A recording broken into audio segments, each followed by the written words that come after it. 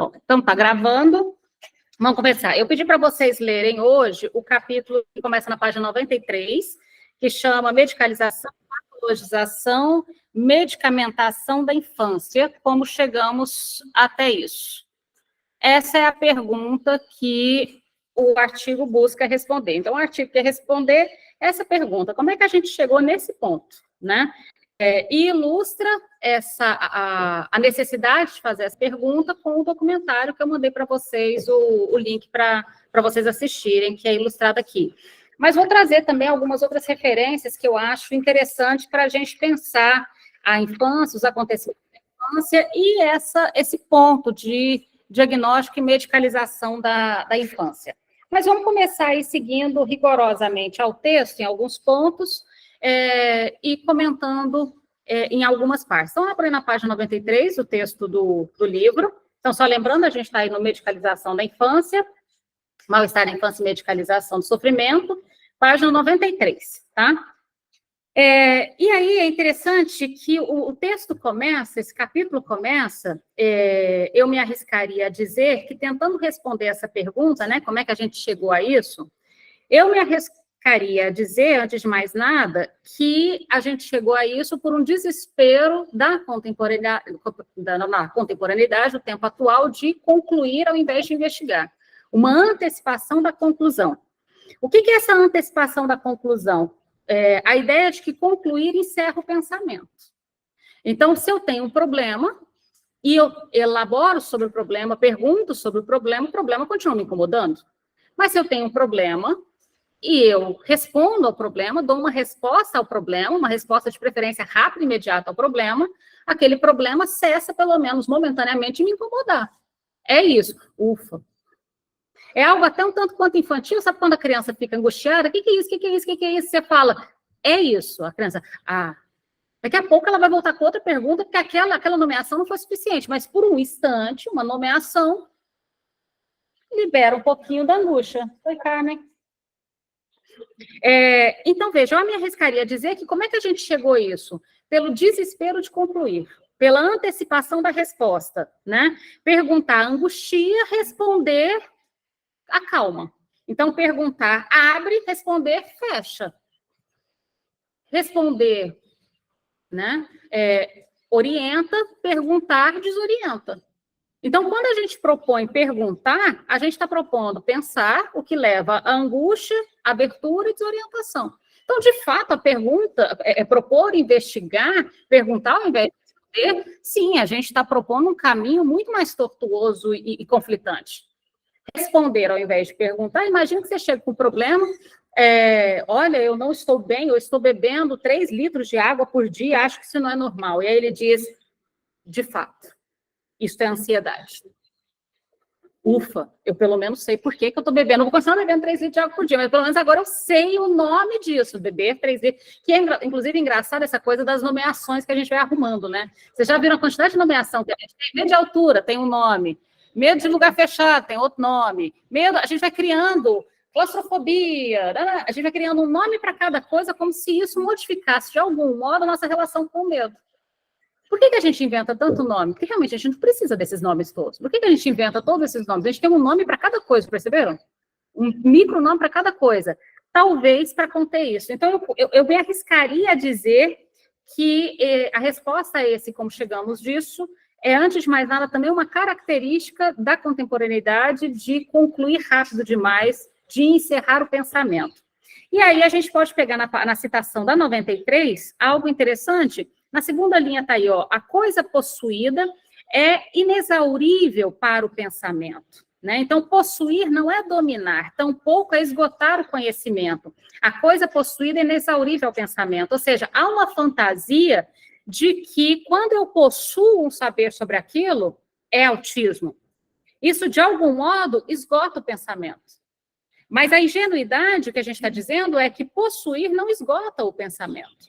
Ou seja, concluir, como, por exemplo, a neurologia conclui encerrando um diagnóstico, tem até a fantasia de encerrar o pensamento.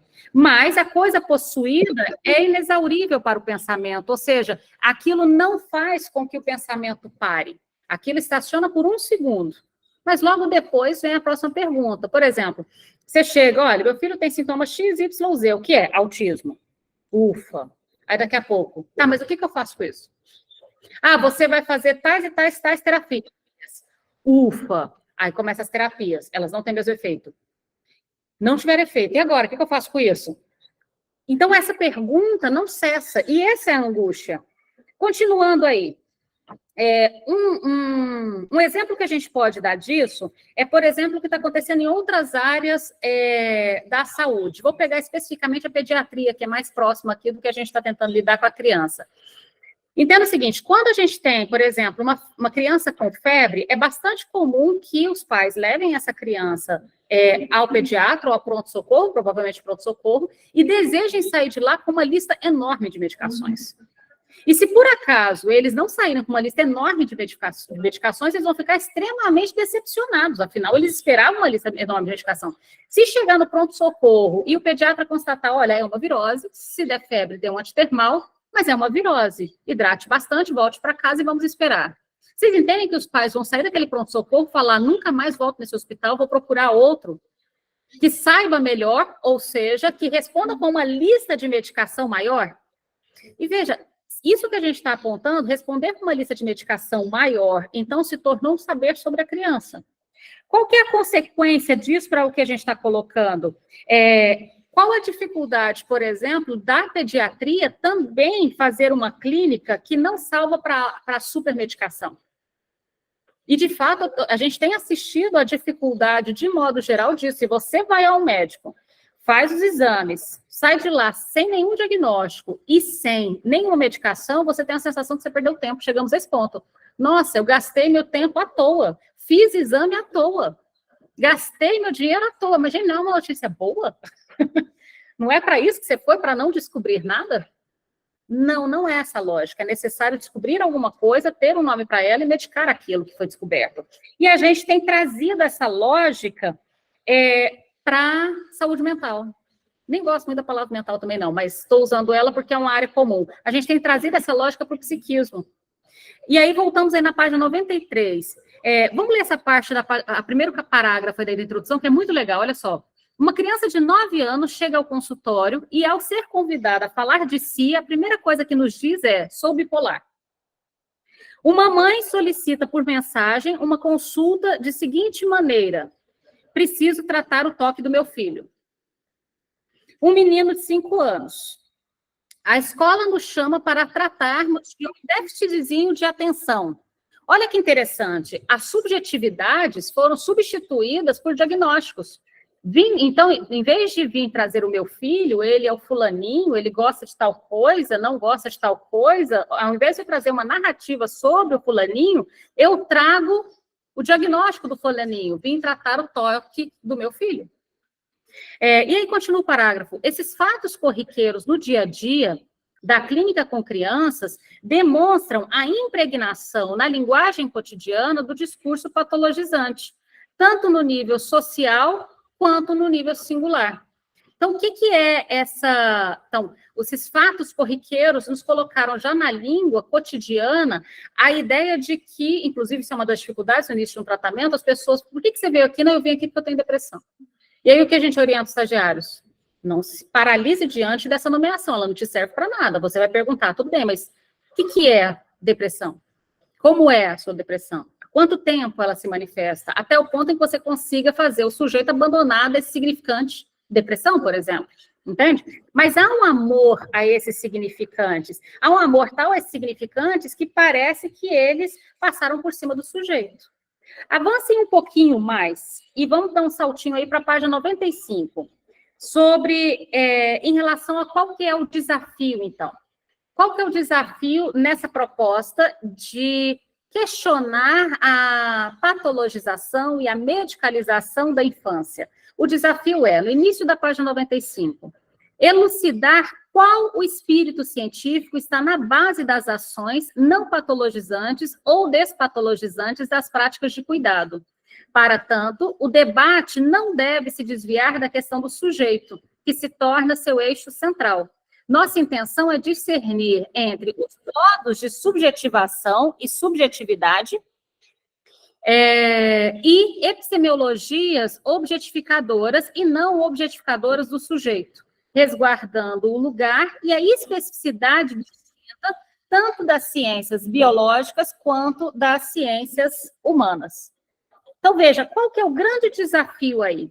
Elucidar esse espírito científico. Como é que a gente chegou nesse ponto dessas ações, tanto as não patologizantes quanto as patologizantes? Qual que é o espírito do tempo? Lembrando que o espírito do tempo, não adianta a gente pensar só na psicanálise. O espírito do tempo, todos os acontecimentos das outras áreas interferem umas das outras.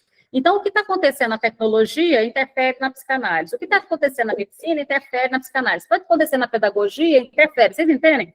O espírito do tempo é que as coisas se interferem. Então, quando, lá na escola, a criança tem um desarranjo, não fica dentro da sala, morde os coleguinhas, e a escola convoca o saber médico ao invés do saber pedagógico, e esse é o espírito do tempo, interfere na nossa prática também. Vocês conseguem entender?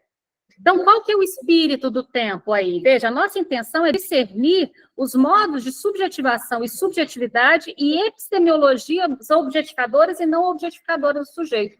Então, tem duas perspectivas de eu pensar o sujeito. Ele, da posição de um objeto a ser estudado por um saber externo, e esse sujeito como um sujeito a ser investigado a partir de um saber que vem dele. Mas isso depende de um certo espírito do tempo em que a gente está. Então, veja, localizar o ponto em que o sujeito foi substituído por diagnósticos, essa é uma questão, para poder pensar em quais são as ações para despatologizar esse sujeito. Vocês conseguem localizar no nosso percurso em qual ponto, em qual momento esse sujeito se tornou uma patologia antes de um sujeito?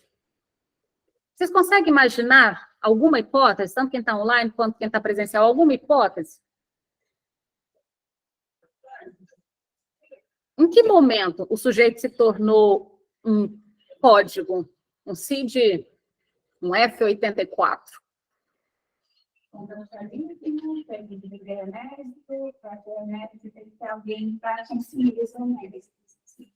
O genético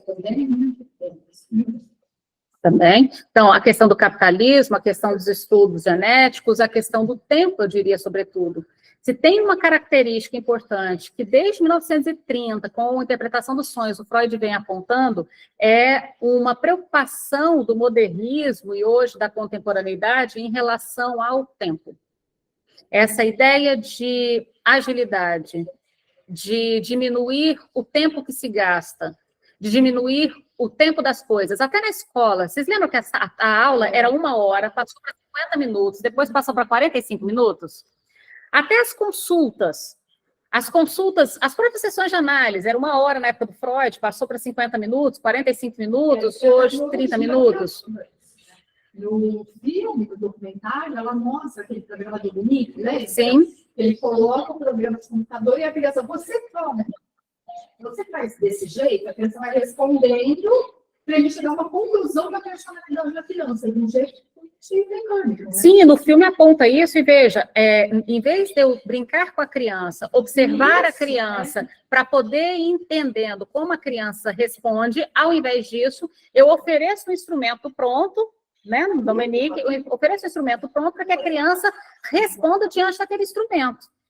Né? E responda o que o instrumento rapidamente, responda sem pensar, responda rapidamente para poder encurtar. Então, tem uma coisa interessante da contemporaneidade que faz a marca disso daqui. Veja, o sujeito como tal, ele demanda tempo, ele é incerto, ele tem saber singular. Escutar um sujeito não me resolve sobre o outro, que não me resolve sobre o outro, que não me resolve sobre o outro. É necessário escutá-lo 1 a 1. O sujeito, ele é muito incerto, ele gasta tempo, ele gasta dinheiro e ele chega muito dificilmente a algum resultado. Mas se eu o transformo em objeto, eu consigo chegar a um resultado preciso, pelo menos daquilo que eu recortei que eu quero daquele sujeito. Entende? Algo bem específico. Por exemplo, vamos pegar está crescendo, até achei engraçado, outro dia eu vi, para mim isso não é matéria científica, não é artigo, é propaganda. Eu estava vendo sobre o Ozempic, todo mundo sabe o que é o Ozempic, né? E aí eu vi uma médica falando que finalmente a obesidade tem cura, não existirá mais obesidade daqui para frente por causa do Ozempic. Falei, isso é propaganda, né? Primeiro que ela está partindo do pressuposto que magicamente o Ozempic acabou com a compulsão, com o alcoolismo, com... Diga. O Ozempic é uma medicação originalmente para diabetes, está na classe aí das insulinas, que o pessoal está usando para emagrecer. Caríssimo. Custa uns R$700, R$1.000 por mês, uns R$700 começaram a Hollywood, começou a usar, aí o que Hollywood usa, todo mundo usa também.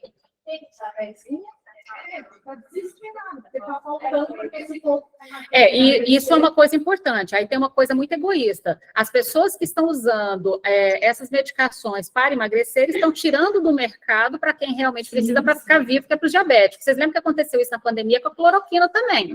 As pessoas que realmente precisavam de cloroquina por causa de lúpus, malária, etc., de repente se viram com falta da medicação porque ela estava sendo desviada da sua função. Pensando especificamente o Ozempic, o que me chamou a atenção? Veja, o sujeito pode estar uma merda. Inclusive, uma coisa que eu acho muito engraçada, outro dia saiu também uma notícia de jornal falando que a geração nova, ela não bebe tanto quanto a anterior. Eu falei, claro que não, em vez de beber, ela usa...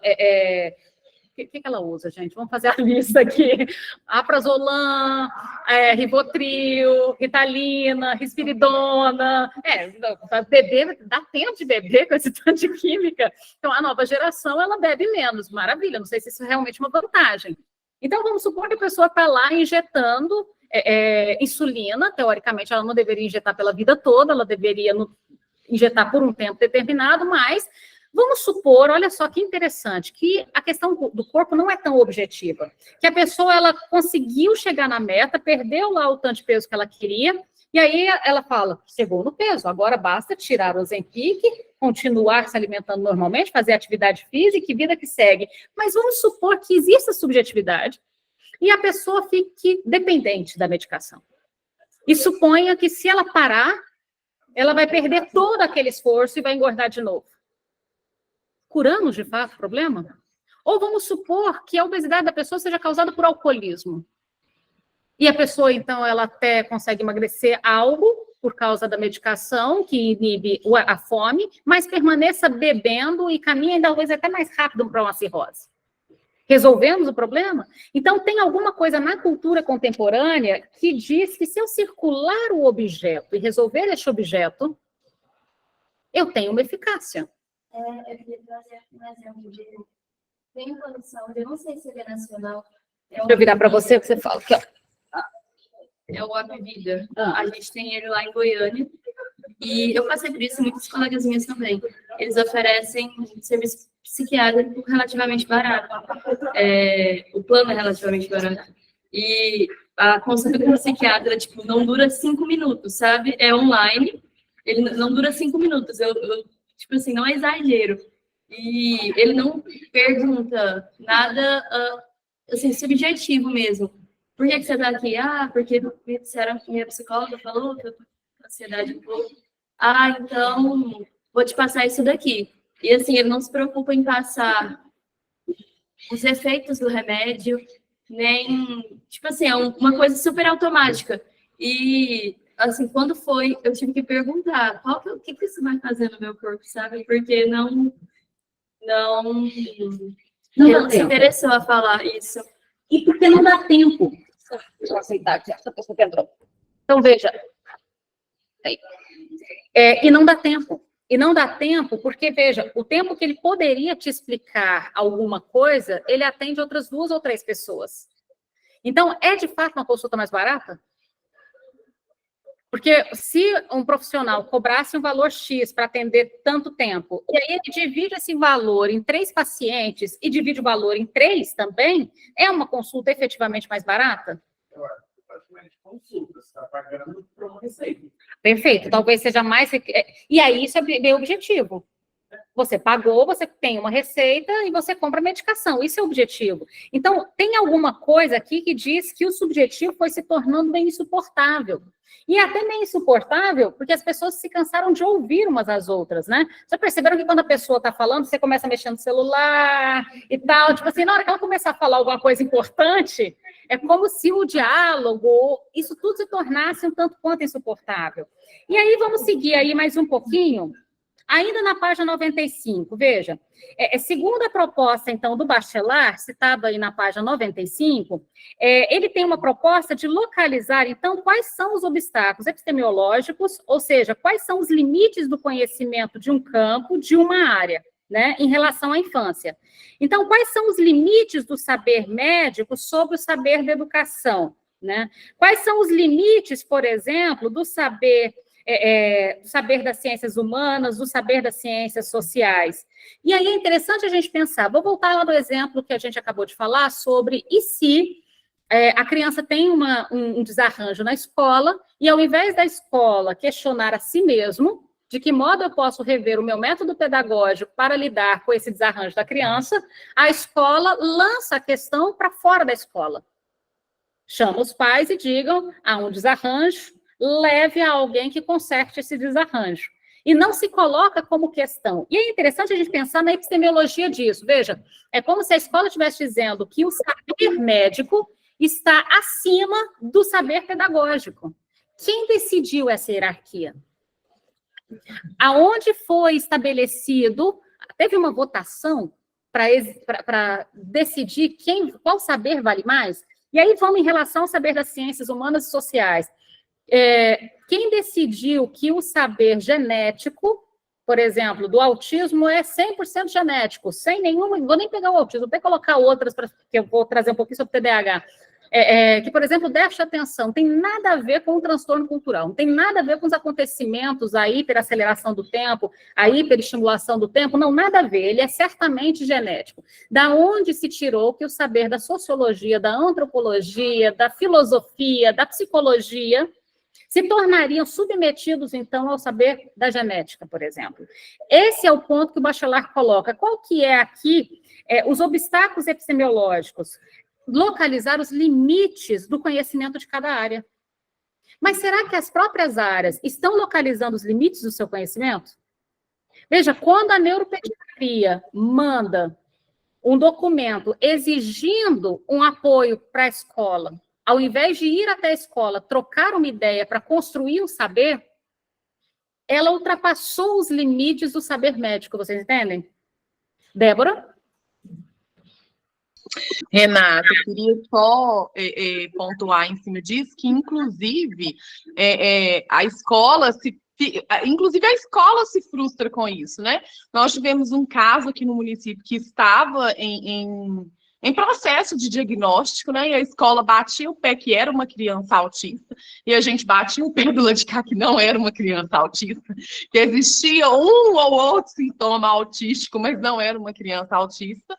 E aí, quando vem de fato o laudo do neuropediatra dizendo que não é uma criança autista, a escola se frustra.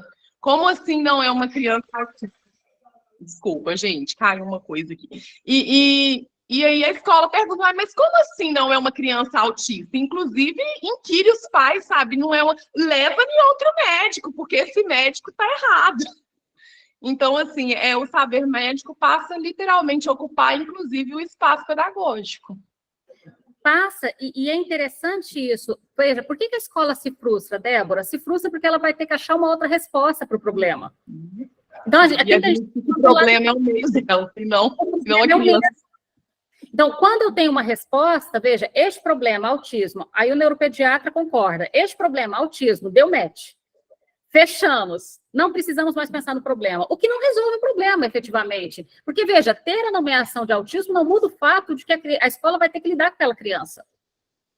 Com essa nomeação ou sem essa nomeação, a criança estará matriculada naquela escola e terá que, de algum modo, funcionar ali dentro daquele contexto. Por que a nomeação modifica alguma coisa nesse sentido, necessariamente? Então, é interessante a gente pensar aqui que o Bachelard está apontando, e é muito importante. Ele fala, é necessário, eu diria até urgente, localizar os os limites do conhecimento de cada campo. Se os campos se invadem, a gente perde a possibilidade de trabalhar.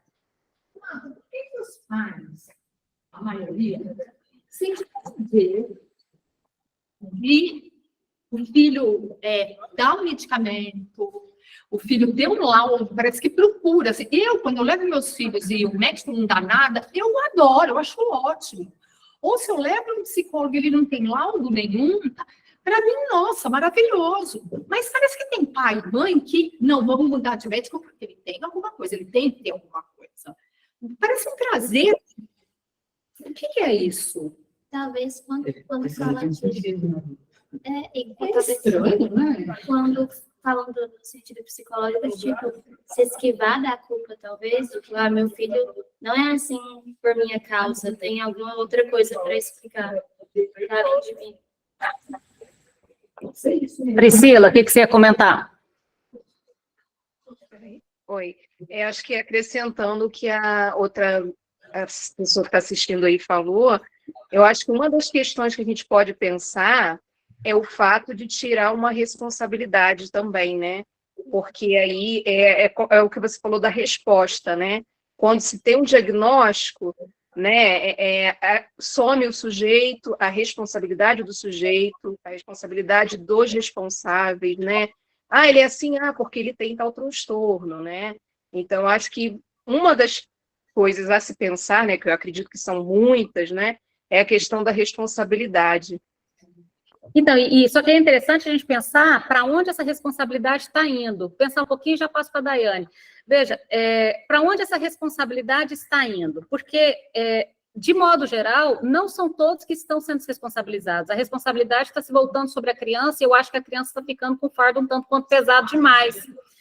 Porque a própria criança não necessariamente está sendo completamente responsabilizada, porque sobre ela está sendo passada uma lista de 20, 30 horas de terapias.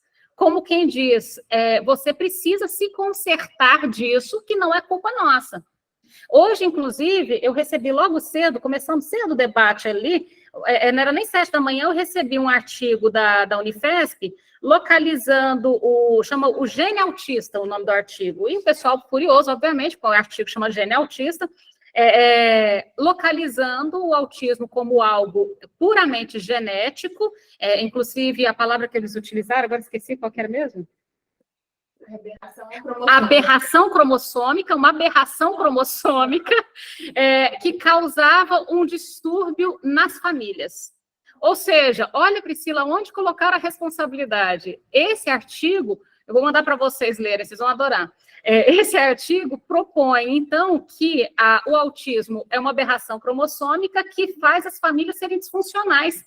Então, se o casamento vai mal, se a família vai mal, se está todo mundo desgastado, certamente a responsabilidade disso, aí a gente volta para a culpa no outro campo perigosíssimo, está ali na criança ter nascido assim, e aí a gente vai para um lugar muito perigoso também. Então, tem um quê de desresponsabilizar, por exemplo, as instituições, a escola diz, olha, não, que essa criança, tanto que uma coisa que a gente sempre fala nas palestras sobre quando os professores falam assim, está muito difícil, porque eu tenho 15 alunos e um autista. Aí a gente fala, peraí, quantos alunos você tem? Eu tenho 15 alunos e um autista. Fala de novo, quantos alunos você tem? E a pessoa demora um tempo para perceber que ela falou que ela tem 15 alunos e um autista, ao invés de 16 alunos. Ou seja, o autista não está sendo contado como aluno, ele é um estrangeiro e que pretende se permanecer estrangeiro. Então, tem uma desresponsabilidade das instituições, família, Estado, escola, mas, por outro lado, eu tenho a impressão de que está indo para a criança. Daniela? Daniela, não. Daiana.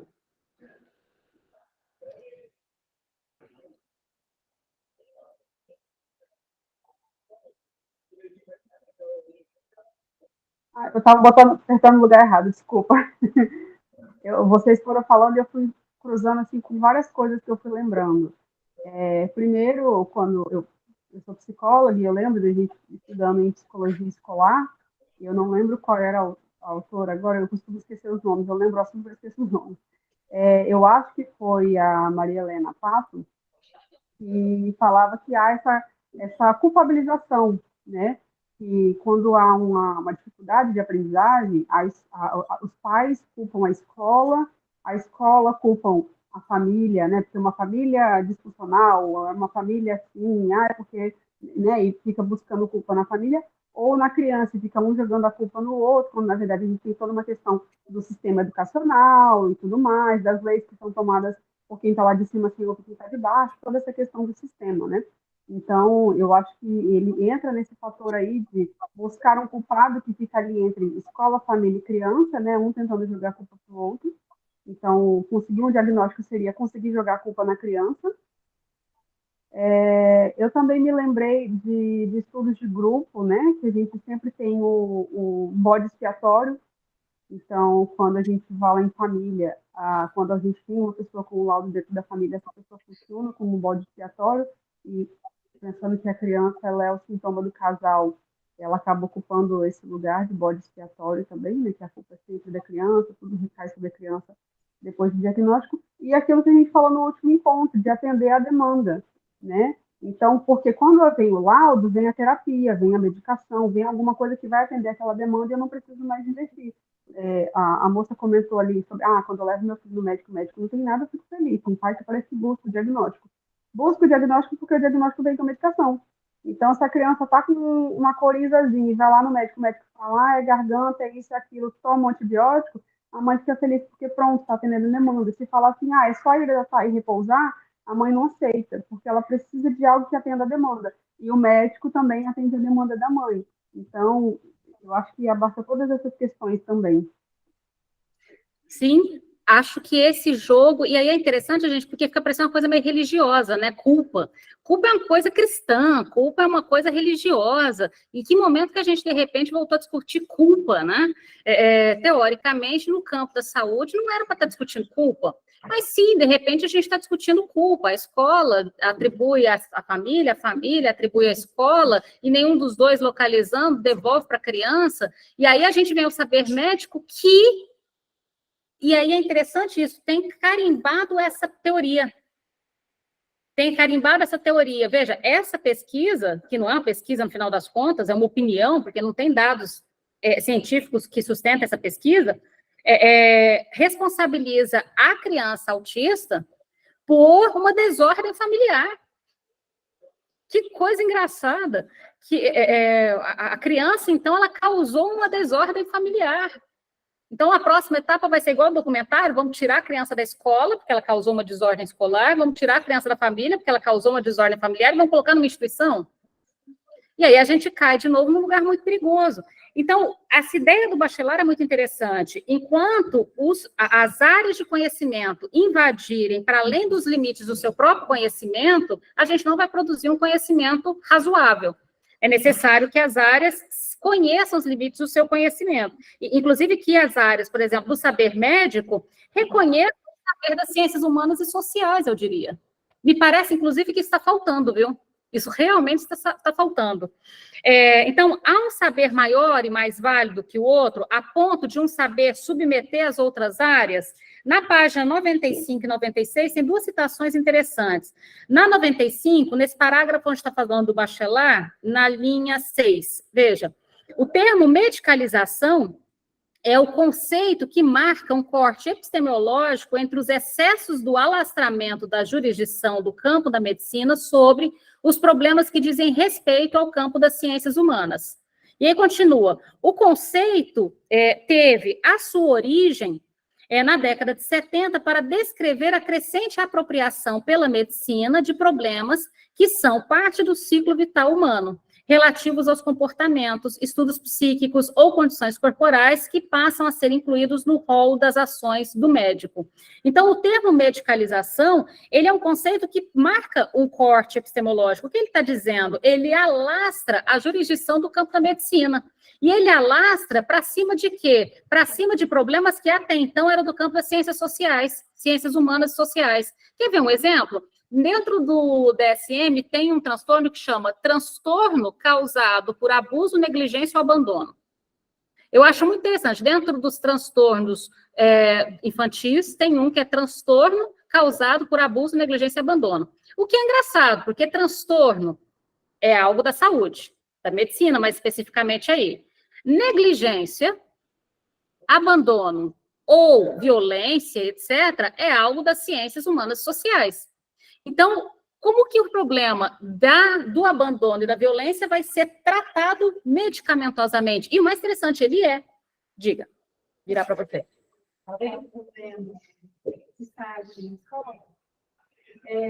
Uma professora praticamente surtou, porque tinha 2 alunos autistas na sala dele. E aí, ela não se propunha a fazer atividade diferenciada para eles. Ela simplesmente punha eles, era o 4º ano. Ela simplesmente punha eles para desenhar.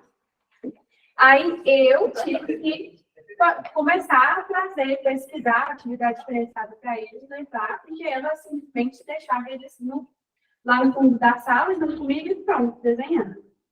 Aí eu tinha que, eu mesmo, sem saber de quase nada, adaptava as tarefas que ela passava no quadro. Eu, por exemplo, passava uma tarefa de história. Aí eu pensava em alguma coisa mais fácil de história daquele assunto que ele conseguiria fazer. E aí fazia para os dois, né? E aí um dia ela me falou uma coisa assim que me deixou assim, chocada.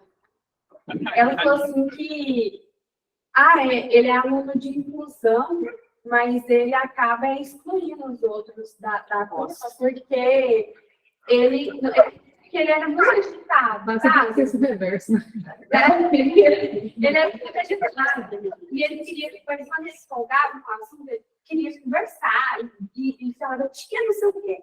E empolgava, sabe? Ela falava que ele atrapalhava os outros meninos. E ele acabava excluindo aquilo. Então, e aí, vamos voltar. Eu estou girando porque eu ainda não consegui fazer a tecnologia ali funcionar, tá? Então, veja, olha que coisa curiosa isso. E que ponto a coisa da responsabilização. A escola se desresponsabiliza, joga para a criança que ela, na verdade, está excluindo os colegas. As próprias crianças, a gente passou alguns questionários em escola e a gente teve, então, adolescentes dizendo que as pessoas com laudo levam vantagens em relação a quem não tem laudo. Levam vantagens porque tem mais tempo de prova, levam vantagem. No contexto escolar, levam vantagem. Então, virou uma queda de braço curiosa para a gente pensar. Que interpretação estranha é essa? De que, de repente, o laudo se tornou uma vantagem, ao mesmo tempo um peso para a criança, ao mesmo tempo um motivo para desresponsabilizar as instituições. Tem algo estranho acontecendo. Mas, e aí tem uma outra citação para a gente pensar essa coisa da medicalização. Na página seguinte, na página 96, onde começa aí o primeiro parágrafo. A discussão proposta pela noção de medicalização critica o alastramento do reducionismo organicista operado por alguns setores da medicina sobre o campo de problemas do funcionamento psíquico discrepante, quando sabemos que sua produção é indissociável dos vínculos e experiências do ser humano no laço com seus semelhantes, no laço social. Uma prática desse estilo conduz à naturalização. O que é essa naturalização? Continuando, uma naturalização dos aspectos que dizem respeito às condições de humanização e faz prevalecer uma simplificação que dá sumiço à ordem subjetiva e, portanto, à singularidade e à complexidade. Então, quando a medicina avança para saberes das ciências humanas e sociais, e vamos incluir dentro das ciências humanas a pedagogia, por exemplo, como se, de algum modo, houvesse uma simplificação pela ordem objetiva que faz sumir as questões subjetivas. Vou dar um exemplo de um filme que eu gostaria muito que vocês assistissem, se vocês puderem. 2 filmes. Um chama Cafarnaum, que é o nome daquela cidade bíblica que tem na Bíblia, Cafarnaum. É um filme libanês. E um outro filme é um filme russo que chama Sem Amor.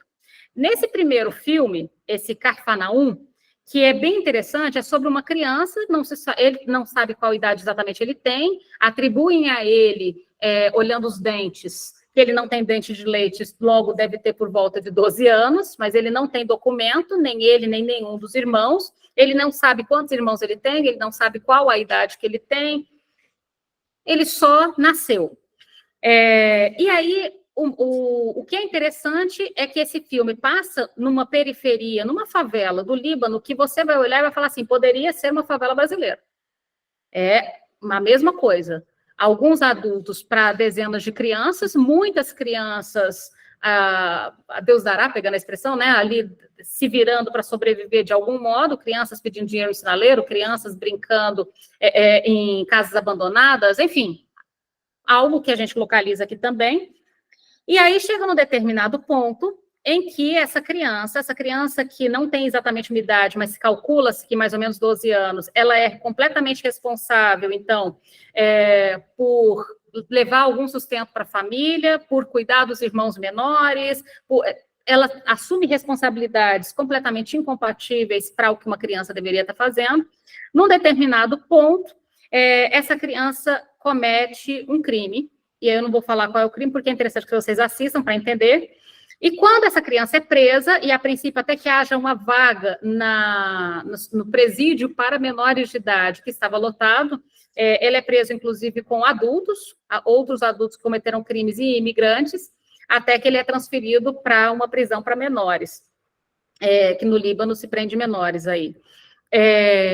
E aí, quando ele, então, vai passar pelo processo, e o juiz pergunta, você sabe por que está aqui, por que você está algemado, e etc., ele decide que ele quer processar os pais. E aí o juiz pergunta, mas como assim que você quer processar os seus pais? Ele diz, eu quero processar os meus pais por eles terem me feito nascer.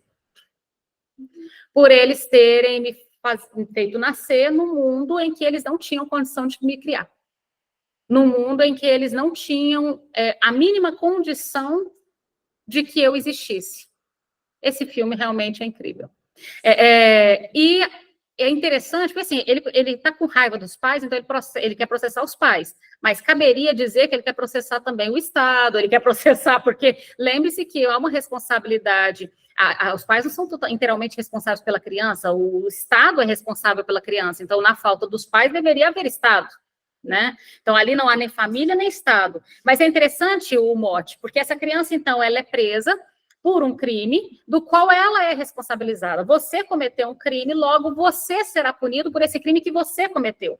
E ele vai para a defesa, uma criança muito inteligente, um menino muito miúdo e muito inteligente, e ele diz, não sou eu que deveria estar aqui, esse crime não é meu, esse crime é consequência, no final das contas, dos meus pais que me fizeram nascer sem ter a devida condição de me criar. Ele poderia ter atribuído ao Estado também, seria muito interessante. Ele está puto com os pais, porque os pais, eles sabem o que existe, eles sabem onde está.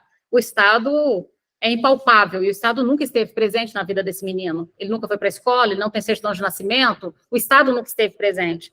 O outro filme, que também é bem interessante para a gente pensar nisso, vou falar dos dois e vou explicar por que eu estou apontando para eles. Esse Sem Amor é um filme russo. A princípio, ingenuamente, eu vi algumas sinopses que caíram na ingenuidade, supõe que o Sem Amor tem a ver com a relação entre o casal. Não tem. O Sem Amor tem a ver com a relação com a criança. Basicamente, uma cena que eu acho que resume bem o filme. O pai e a mãe dessa criança decidiram se separar, e eles estão discutindo quem vai ficar com a criança. O problema dessa discussão é que nenhum dos dois quer a criança.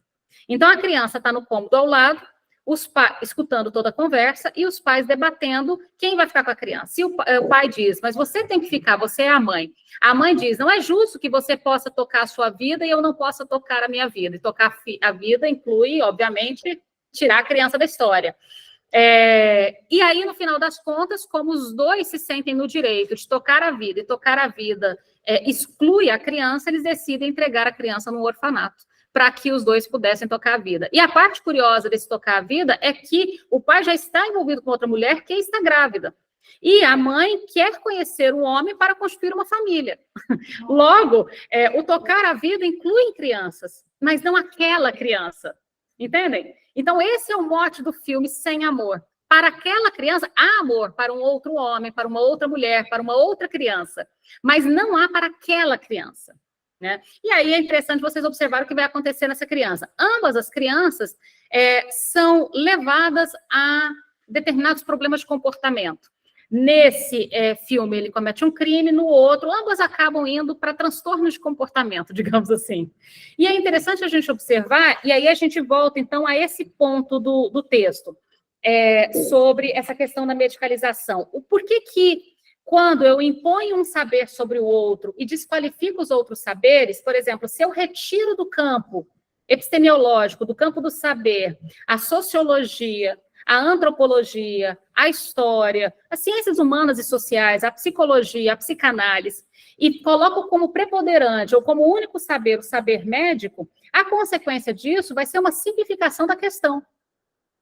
E, veja, do ponto de vista jurídico, a criança cometeu um crime. Mas vamos analisar. Como que ele chegou a esse ponto? Por exemplo, a gente estava falando sobre a questão da violência escolar em Goiás. Goiás é um dos estados com maior índice de violência escolar. E aqui a gente tem uma localização aí de que quase 30% das crianças de ensino fundamental 2 e médio levam armas brancas para a escola. Canivetes, estiletes, facas, martelo, enfim. A gente tem uma quantidade. Tanto que a Prefeitura de Goiânia, já contei para vocês, teve uma incrível ideia que foi proibir mochilas, né? Porque proibindo mochilas, as crianças não levariam, então, objetos na mochila. Claro que a criança pode levar no cinto, debaixo da blusa, na meia. Gente, eles usam os moletom que cabe, assim, uma metralhadora lá embaixo. Então, assim, a ideia da Prefeitura de Goiânia, no mínimo, estúpida. Mas eles voltaram atrás na ideia. Acho que em algum ponto eles perceberam que proibir mochila era ridículo. Mas eles queriam proibir mochila e colocar detector de metais. E eles acharam que assim... Quase aeroporto, né? E agora, imagina, 1000 alunos numa escola, você fiscalizando a mochila de cada um, a aula ia começar que horas? A gente ia começar a chegar às 6h30 da manhã, às 10 está começando a aula, né? E olhe lá. Mas, enfim, perceberam que a ideia era impalpável, implausível, mas o que eu queria apontar é isso. Porque, de onde veio essa ideia? Do secretário de Segurança. Se o secretário de Segurança tivesse consultado outros saberes, sabe, aqueles que estudam educação, aqueles que estudam infância, entende? Se o secretário de Educação tivesse consultado outros saberes, provavelmente essa ideia não teria sido colocada. Aqui em Goiás, a gente tem um secretário de Educação que não confia na ciência também, né? Não, o secretário de Educação daqui, ele está acima da ciência, bem acima. Então, veja, o que acontece no reducionismo? O reducionismo se alarga quando o saber se torna soberano sobre os outros, ao invés de consultar os saberes ao redor, entende? Então, se o saber médico, ele se tornar soberano ao saber das ciências humanas e sociais, a gente vai ter um contínuo reducionismo, entende? É necessário que o saber médico entenda que ele tem que andar ao lado dos outros saberes e não acima dos outros saberes.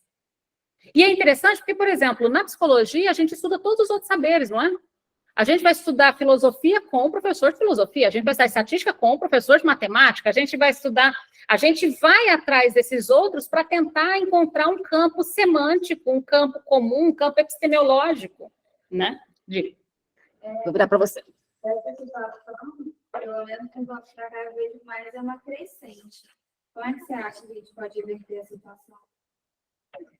Então, veja, uma das coisas que realmente nos preocupa parece que está crescendo essa ideia do saber médico acima dos outros saberes.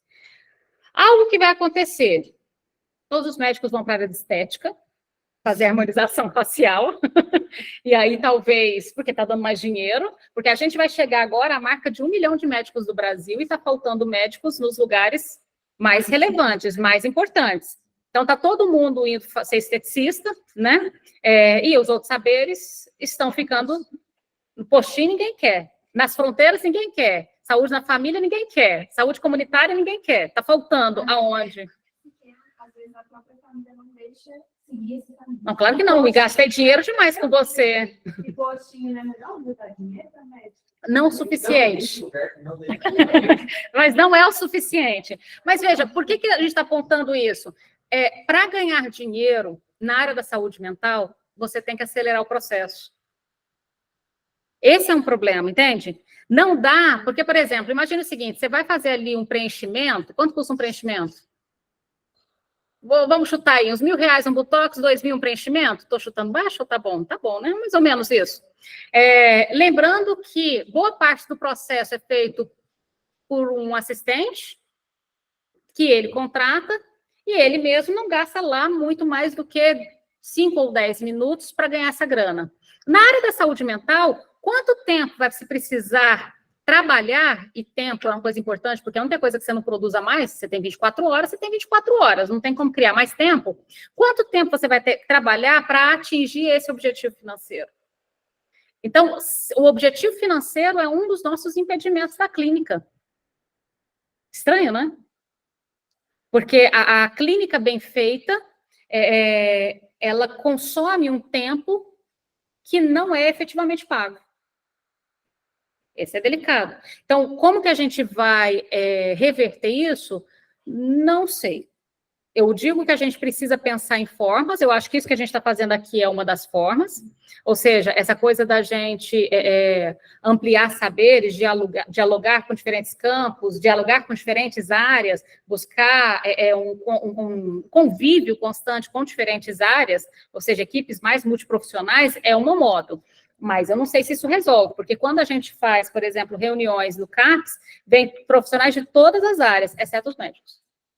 Eles não participam das reuniões. O que é um problema você fazer diretrizes se eles não estão lá na reunião. Só que as diretrizes precisam ser estabelecidas. E aí, vamos avançar um pouquinho mais. Eu queria, para a gente avançar um pouco,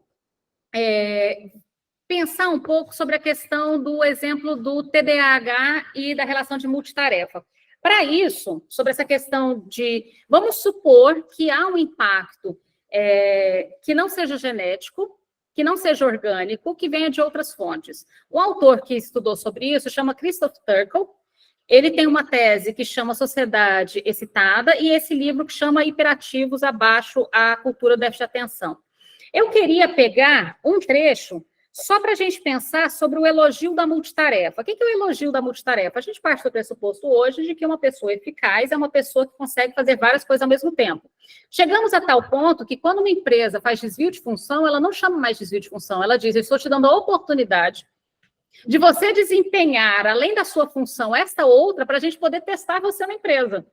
E aí a pessoa vai desempenhar a dela, mais a da outra pessoa que saiu de férias, mas isso não é mais desvio de função, isso é uma oportunidade.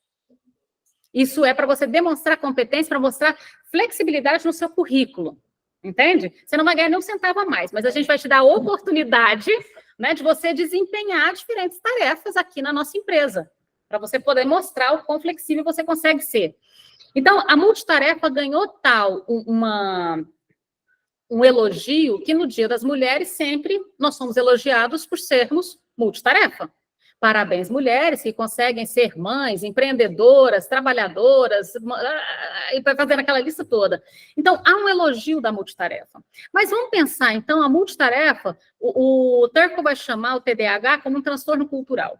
E ele insiste nessa tese, o TDAH como um transtorno não neurológico, mas um transtorno cultural. Ou seja, o TDAH como uma consequência, os sintomas como uma consequência de um certo funcionamento da cultura hoje. E aí ele propõe, então, já que a gente tem, às vezes, uma certa dificuldade de pensar como essa multitarefa pode afetar o desempenho de uma tarefa, ele propõe, então, para a gente pensar um pouquinho. Veja, vou ler um pedacinho aqui. Quem tiver o livro, estou na 61. Atenção custa força. Ter atenção custa um desempenho, uma força.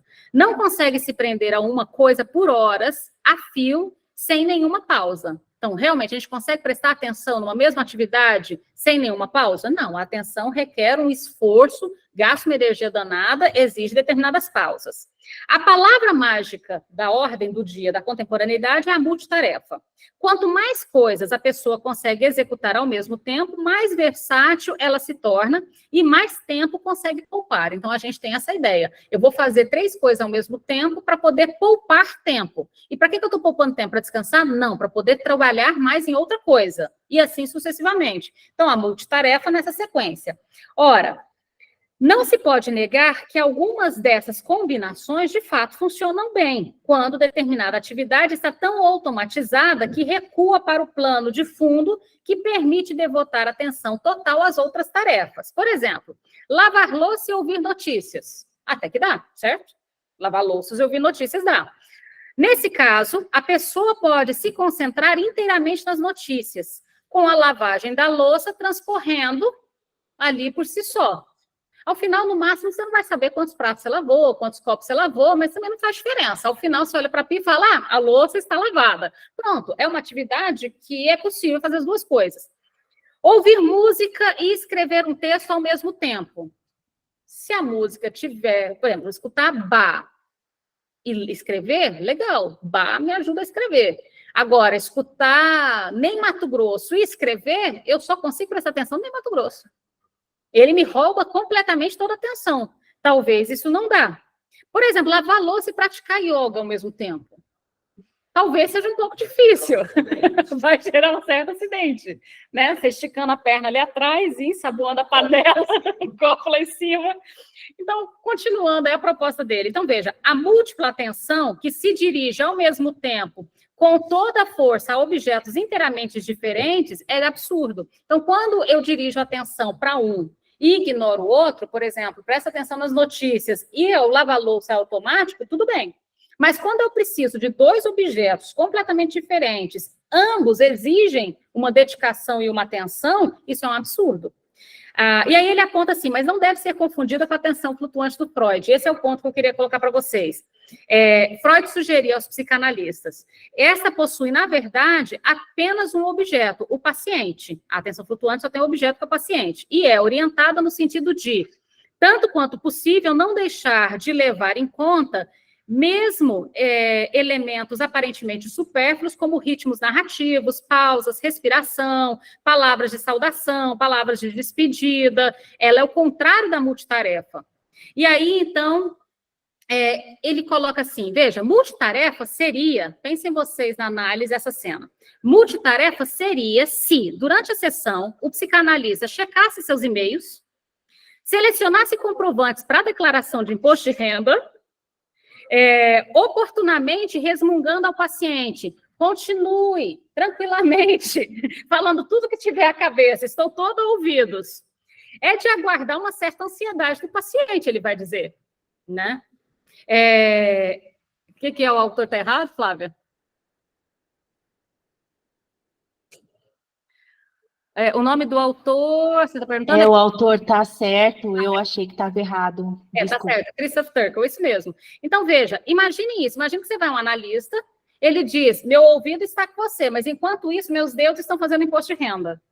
É possível que o analista dedique uma atenção flutuante, e aí você pega uma criança que diz que ela é plenamente capaz de assistir TV, fazer tarefa da escola, conversar com os colegas por WhatsApp e jogar um jogo ao mesmo tempo.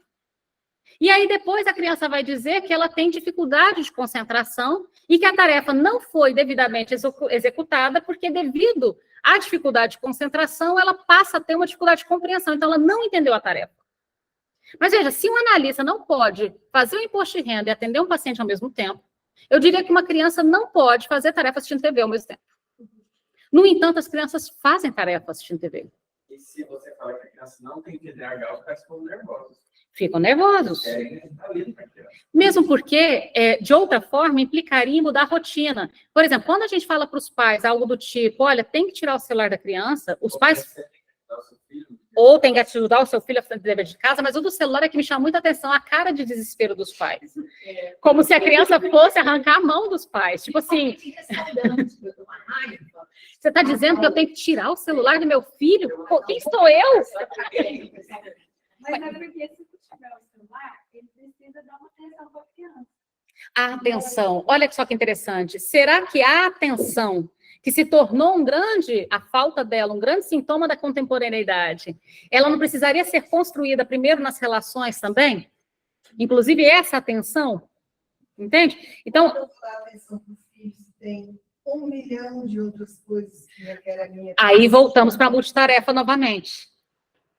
Então, é interessante porque a gente quer tudo, né, também.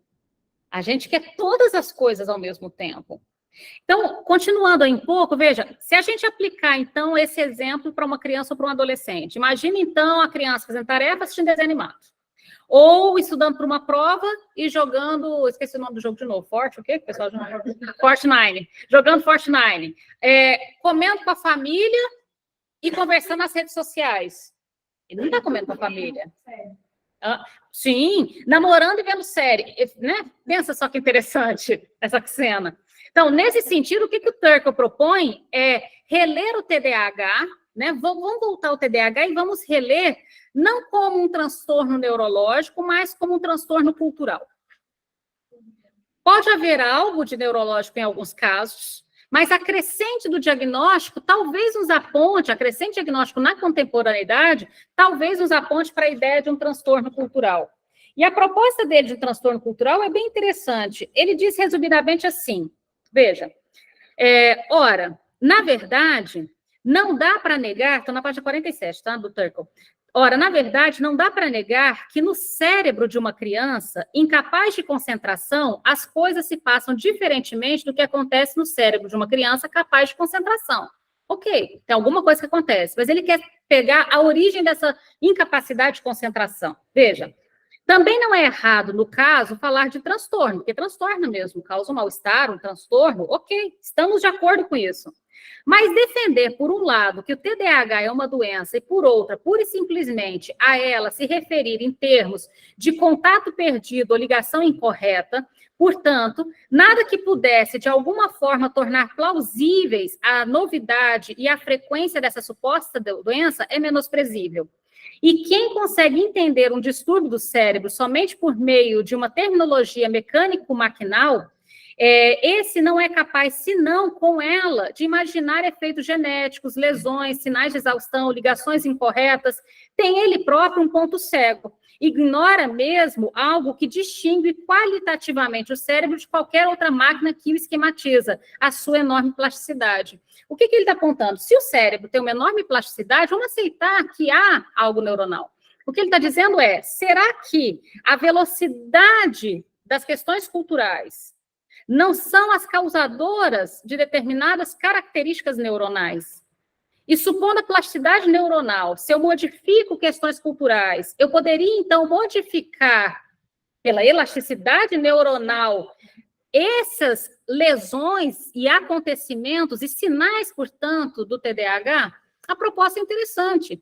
Então, veja, ele não está questionando que não haja uma incapacidade de concentração. Ele está questionando a origem dessa incapacidade de concentração, e se eu localizo a origem na cultura, eu posso localizar também na cultura a possibilidade de tratamento.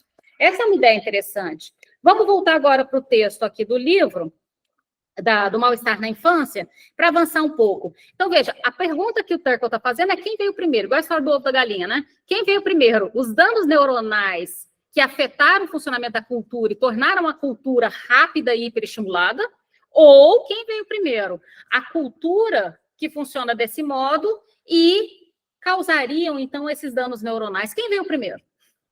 Né? É interessante a pergunta. E ele não está propondo aqui um saber acabado, o que ele está propondo é uma interrogação. Vamos avaliar, será que a cultura não é capaz de causar alguns desses sintomas? É uma pergunta interessante. E aí, passem agora para a página 97 do livro que a gente está lendo, sobre a problemática do corte epistemológico da medicalização. Na página 97, no último parágrafo, na terceira linha, o corte epistemológico a que se propõe o conceito de medicalização se dirige ao fato de que, na aplicação desses métodos e procedimentos objetificadores, na forma de obter o conhecimento e de ordená-lo, o objeto que está em causa não é propriamente um objeto que se possa manejar, replicar, tomar distância, manipular. O objeto em causa é aquilo que, a partir de uma posição ética, não pode ser objetivável por se tratar da própria condição humana. Isso é bem interessante. Veja, o que está em jogo aí? Qual que é a dificuldade do corte epistemológico que se propõe no conceito de medicalização? Que pretende transformar em procedimentos objetificadores, e para poder, então, inclusive, manipular a uma longa distância, a uma consulta de 5 minutos, a uma medicação enviada a partir da queixa dos pais para o corpo da criança, manejar, então, a uma certa distância, tomar uma distância daquilo que é subjetivo para poder manejar.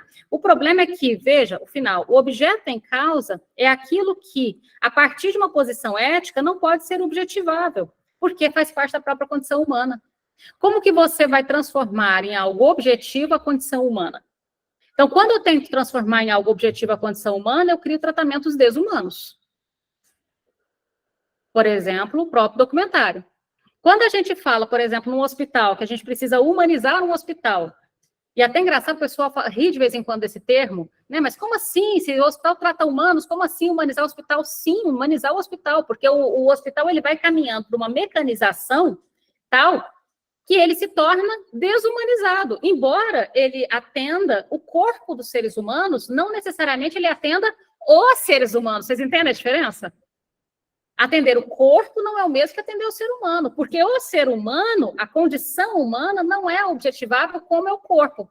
E até interessante, um hospital que os meninos estavam fazendo estágio, eles trabalham com prontuário humanizado. O que é esse prontuário humanizado? Prontuário humanizado é um prontuário em que você coloca a foto do paciente, aí você pergunta o nome do paciente, pergunta o que ele gosta, e aí, o que você gosta? Ah, eu moro na fazenda, eu estou com saudade das minhas galinhas. Você coloca ali uma espécie de mini biografia subjetiva, íntima daquele paciente, entende?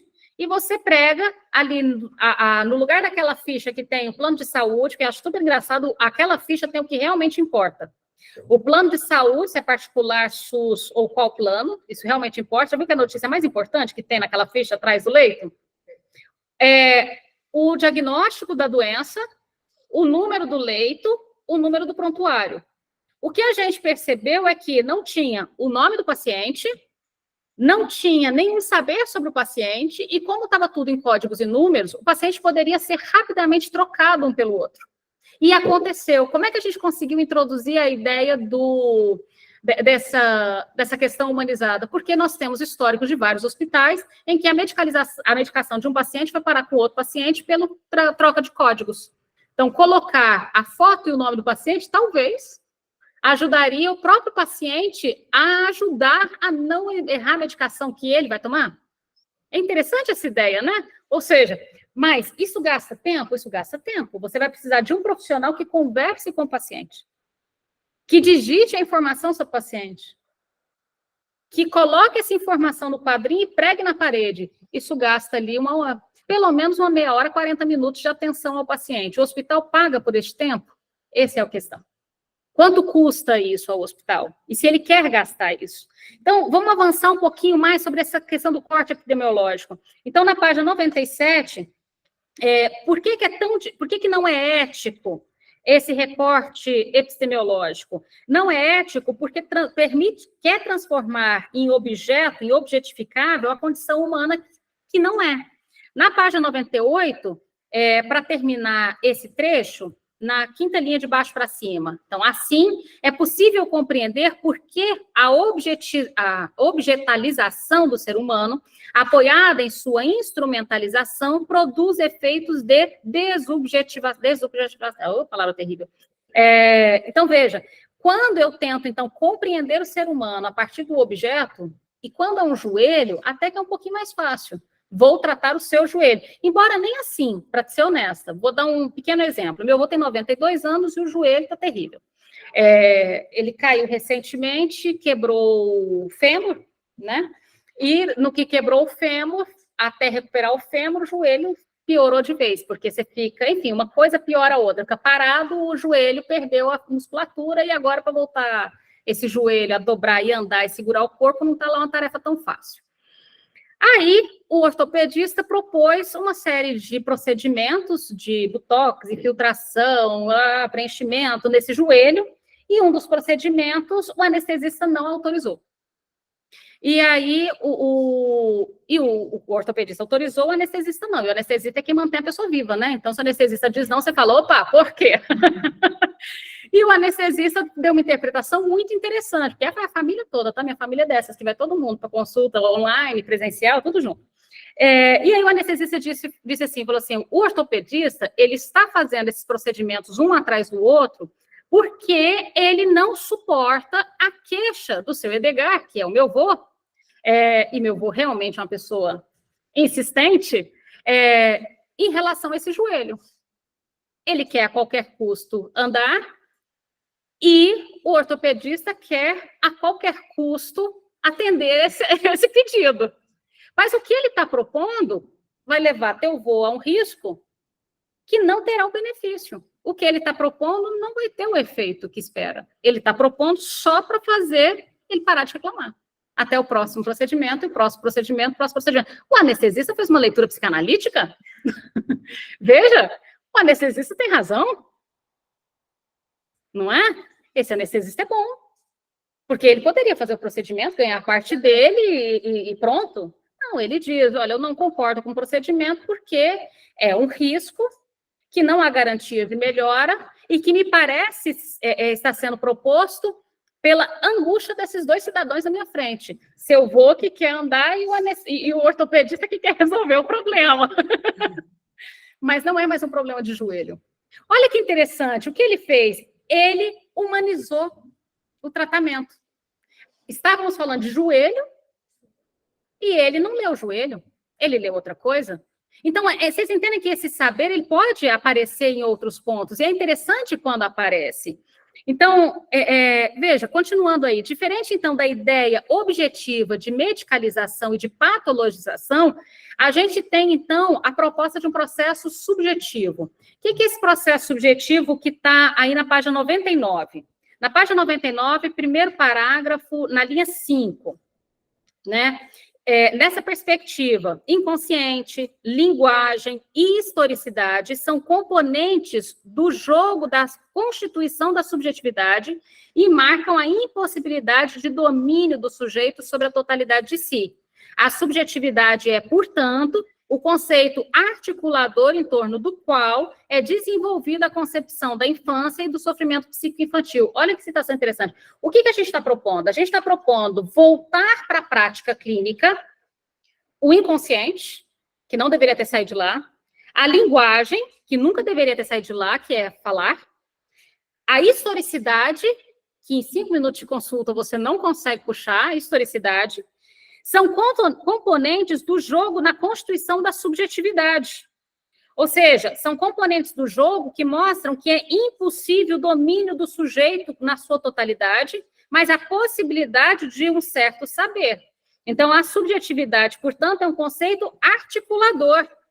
Então, não tem como saber sobre o sofrimento psíquico infantil sem articular todos esses elementos. A historicidade, o inconsciente e assim por diante. Então, essa é a proposta, no lugar dessa antecipação do diagnóstico e medicação, retornar para a perspectiva de um percurso, de novo, muito mais caro e, portanto, mais demorado. Mais demorado e, portanto, mais caro. Então, qual que é a prática que supõe um sujeito? A prática que supõe um sujeito é uma prática que escuta sem a urgência de conclusão. E é interessante a gente sempre voltar naquela proposta, então, do Lacan, dos 3 tempos, né? Tempo de ver, processo de elaborar, instante de concluir. Não saltar do ver para o concluir. O que é o ver para o concluir? Quando eu pego os sintomas da criança, jogo no Google, dou Enter, e o Google diz é autismo, eu estou saltando do instante de ver para o instante de concluir. Não há elaboração, porque o Google não elabora. Vocês entendem que o Google não elabora? O ChatGPT não elabora, o Google não elabora, eles concluem, eles sempre concluem. O que a gente está propondo é que o profissional da saúde não seja o Google. Que o profissional da saúde ultrapasse os limites do ChatGPT e execute uma clínica que retorne ao tempo de elaboração. Só isso, não é pedir demais, né? A caso contrário, inclusive, esse clínico vai ser substituído pelo Google e pelo ChatGPT. Como isso está acontecendo? Como já está acontecendo? E aí, na página 100, abram aí na página 100, 2 citações bem interessantes da página 100. Logo no início. Subjetivação, então, representa o processo de formação do espaço subjetivo e singular de cada sujeito, ligado à experiência que ele, via simbolização, constrói de si mesmo, que resulta em formas distintas de ser e de estar no mundo. Uma prática de cuidado capaz de produzir subjetivação considera a complexidade humana, favorecendo um tipo de relação humanizada que dá lugar à escuta e à palavra, sem urgência em encontrar soluções simples ou reducionistas aos impasses com os quais tem que lidar e compreendendo a responsabilidade que cada um tem consigo mesmo e com os outros, na qual a diversidade e a diferença não impeçam a convivência. Percebem que esse trecho resume aquilo que a gente estava falando sobre responsabilidade? Veja, a ideia aqui, portanto, é que a subjetivação do processo é uma prática que escuta, sem urgência, e compreende a responsabilidade de cada um nesse processo. Marcos? Boa noite. Boa noite. Espero que estejam todos bem. Você lendo essa parte, principalmente, epos, né? De Paulo Freire. Não é à toa que ele é tão massacrado, né? E é justamente, vamos fazer essa escuta, vamos ver essa palavra, né, para além desse dito, né, do senso comum, embora se parta dele. Aí me veio a ideia, autoriza, não autoriza, mas assim, o quanto nós, pedagogos, estamos desautorizados, né, dentro da estrutura, né, teve um monte de dados, e uma forma para a gente não se sobrecarregar, a gente vai buscar outros saberes para dizer, olha, não damos conta de tudo. Sim. É como se o próprio sistema se retroalimentasse assim, sabe aquela historinha do diretor que chuta o gerente, que o subgerente, que vai parar no cachorro? É mais ou menos essa ideia, né? Parece, é um sistema, é estrutural. Está tudo dito, né? Paulo Freire diz, né? No entanto, não dá conta, né, de fazer com que realmente a pedagogia se autorize para enfrentar, né, essa disputa de poder que o mercado, de uma certa forma, aí nos impõe. Essa é a observação. E a sua observação é interessante, Marcos, porque quando tiveram o aumento da violência escolar e dos episódios, uma das coisas que foram colocadas foi justamente sobre isso, essa questão de que o professor não conhece mais os seus alunos, porque as turmas são cheias, o professor trabalha em 2 ou 3 escolas, ou 4, 5, 6, as aulas são mais curtas, ou seja, a gente foi criando um processo em que se torna impossível realmente que os professores possam escutar esses alunos. Então, é interessante que quando a gente pergunta para os alunos o que vocês acham que tem que fazer em relação à violência escolar, os alunos falam, a escola precisa escutar os alunos. E a gente pergunta, quando? Porque, de modo geral, hoje, o professor ele entra na sala, ele fala, ele termina de dar o conteúdo, bate o sinal, ele nem terminou, na verdade, o conteúdo, ele vai para a próxima sala. E ele dá de novo o mesmo conteúdo e ele vai para a próxima sala. Meio fordista até, né, essa coisa aí da repetição. E, curiosamente, é como se a gente, por exemplo, se a gente pega uma aula e fala, gente, hoje a gente vai fazer uma roda de conversa e vamos conversar sobre o que está acontecendo. É bem provável, se for escola particular, sobretudo, que a criança vai chegar em casa, vai contar para os pais que não teve conteúdo naquele dia, e os pais vão reclamar que o professor está enrolando a aula. Ou seja, escutar virou enrolar a aula. Olha que interessante, escutar essa coisa. Mas, em compensação, os pais vão pagar caro para um psicólogo escutar o filho.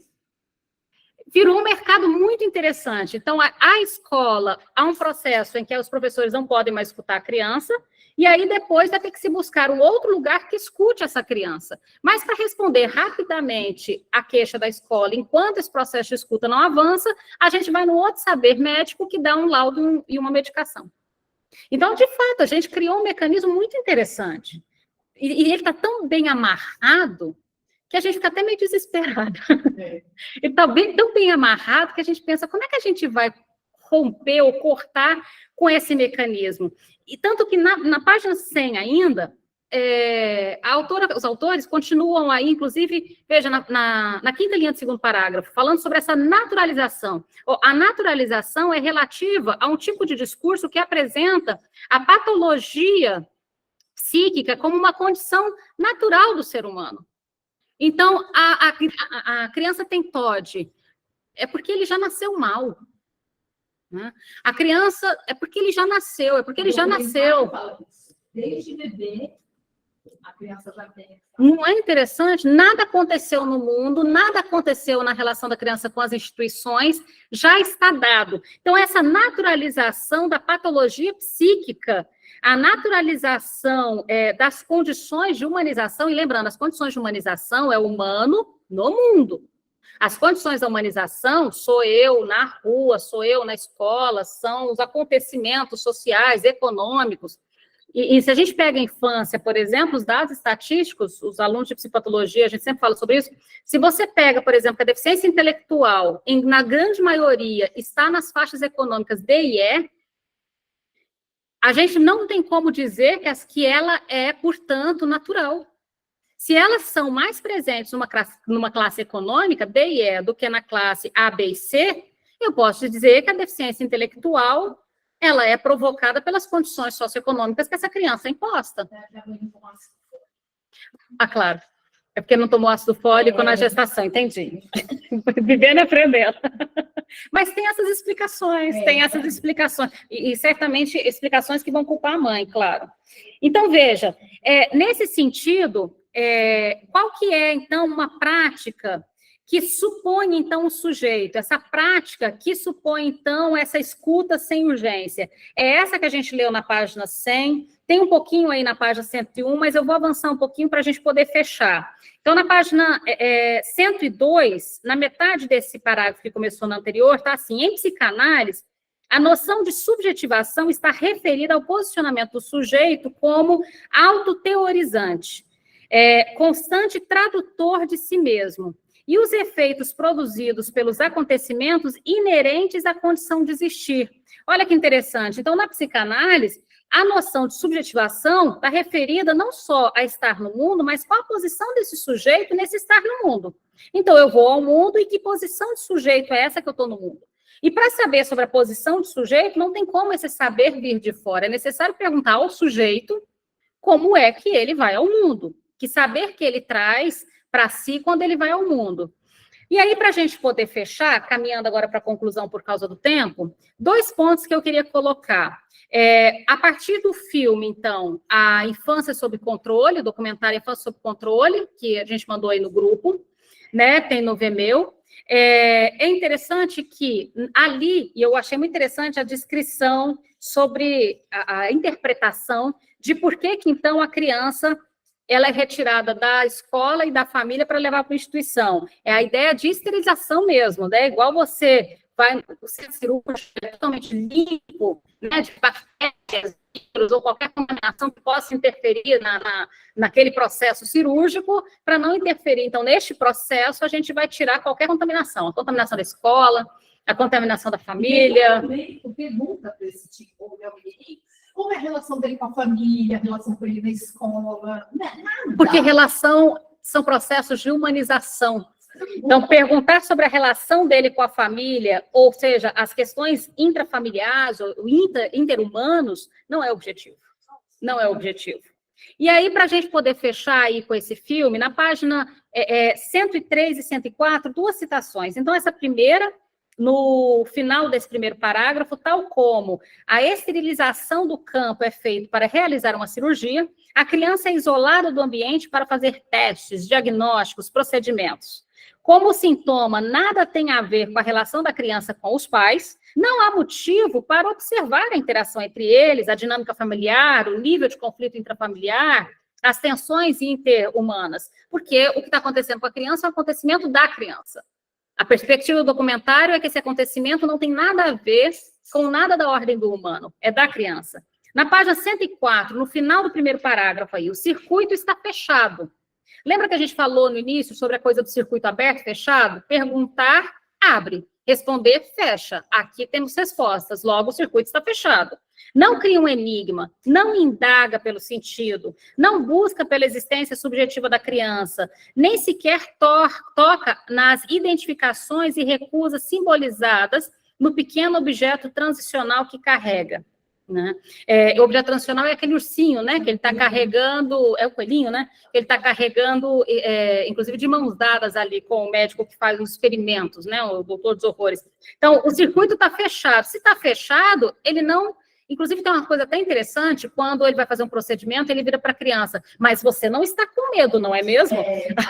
É interessante, ou seja, não há enigma, já há saber, você não está com medo.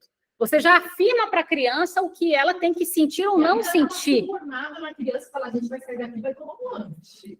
Pois é, se não está com medo, por que eu tenho que subornar?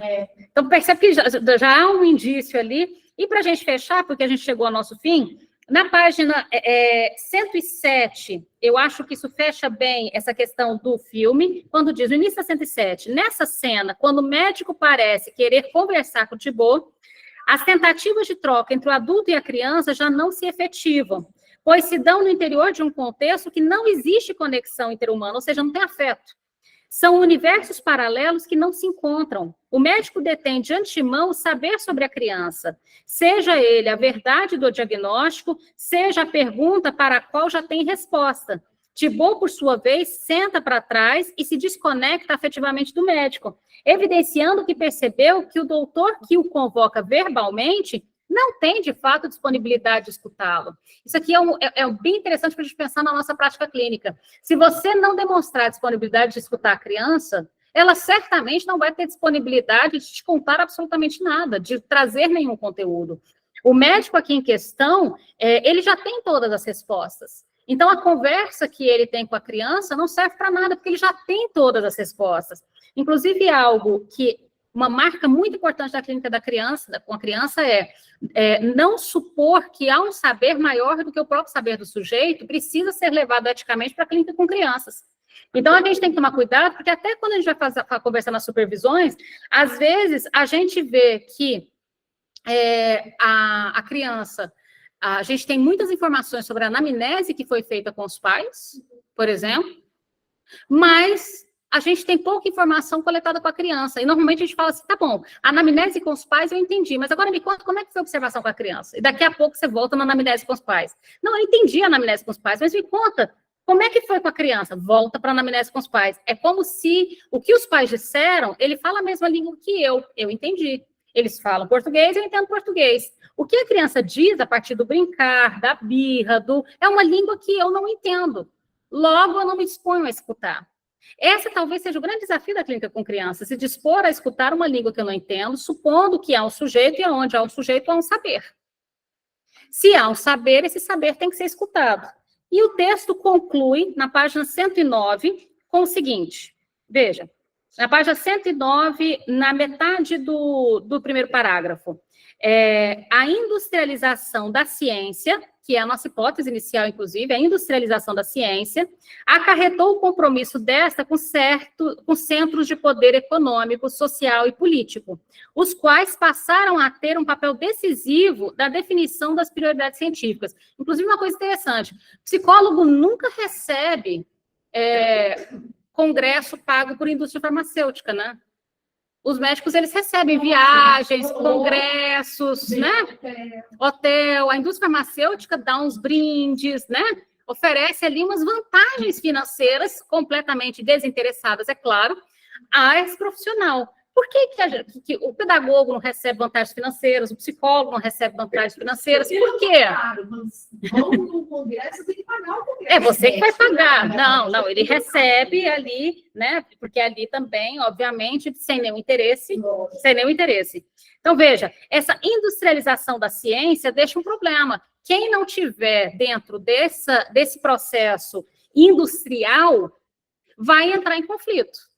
Tanto que tem algumas áreas da psicologia que acabam hoje entrando em menor conflito. Por exemplo, a ABA, né? As técnicas cognitivo-comportamentais, por que elas estão entrando em menor conflito hoje? Porque elas entram na lógica da industrialização. Quando o neuropediatra manda um encaminhamento dizendo para fazer 20 horas de ABA, veja, a criança nem foi avaliada ainda pelo psicólogo, mas o médico já sabe que ela precisa de 20 horas semanais de ABA.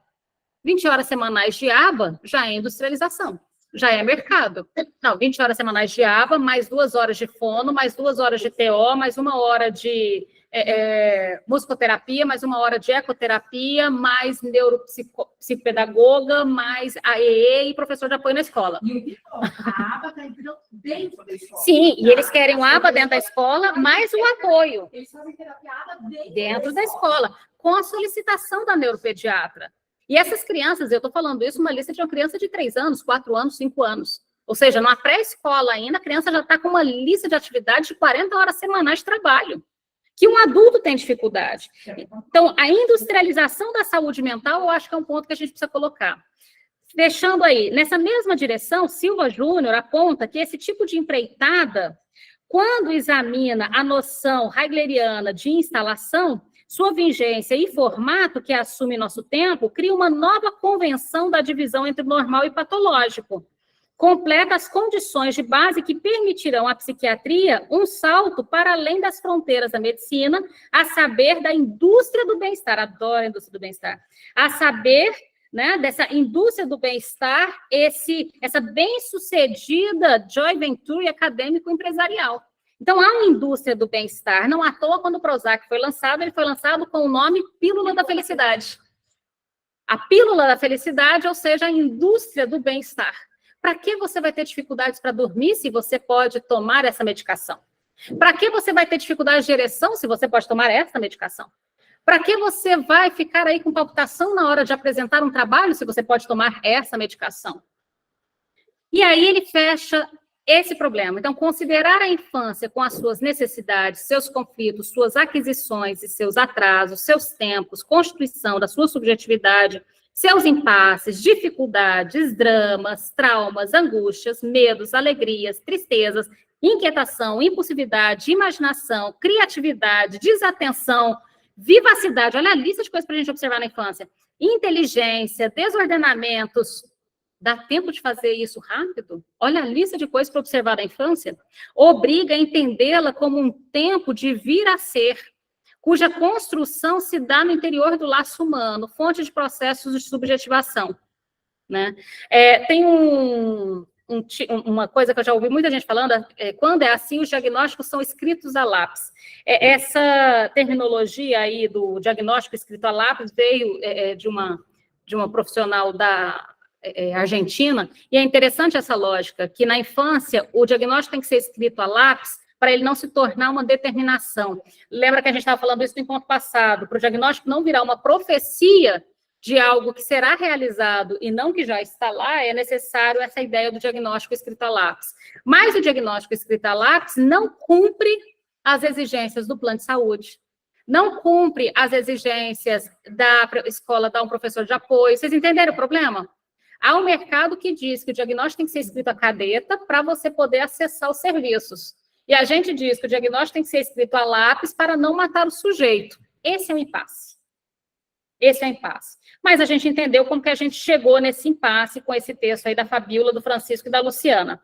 Vamos, então, na semana que vem, para o próximo capítulo, que começa na 114. Medicalização da infância e o tempo de desmedicalizar. Então, esse próximo capítulo, ele é meio que uma continuidade disso. Então, tá, localizamos por que aconteceu. Vamos tentar pensar, então, o que fazer diante disso. Tudo bem? Então, a gente continua, porque o nosso tempo já esgotou, para variar. A gente continua, então, daqui 15 dias, tá bom? Até lá, até daqui 15 dias. Tchau, tchau. Até mais. Parar de gravar.